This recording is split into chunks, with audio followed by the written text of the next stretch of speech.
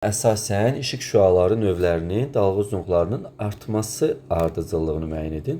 İşıq şüalarının artması ardıcıllığını soruşur. Sxemdən bizə baxaq. Və 1, 2, 3 rəqəmləri ilə işarələnibdir. İnsan gözü tərəfindən qəbul edilmir istilik mənbəyidir.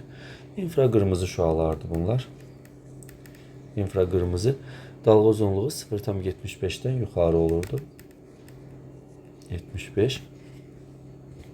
Sonra veribdir, yüksək kimyəvi fəallığa malikdir, qısa və uzun dalğalı olur. Bu ultrabənövşəyi şüalardır.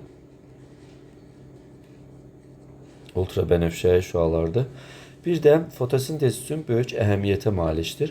Fotosintezin bilirik ki, görünən işıqda daha yaxşı gedirdi və görünən işığın hansı rəngi idi? Qırmızı rəngində yüksək olurdu və uzun dalğalı idi deyə. Bir də göy rəngində olurdu. Fotosintezin ən yaxşı intensivliyi. Bizdən dalğa uzunluğu soruşurdu. Deməli, ultrabənövşəyi şüalar 0,3, bir də 10,3, 0,4-dür. Görünən şüalar isə deməli, görünən şüalarda 0,4-dən 0,75-ə qədər olurdu.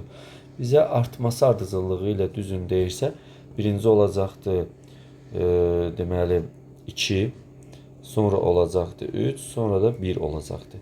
2, 3, 1 ardıcıllığı düzgün olacaqdır.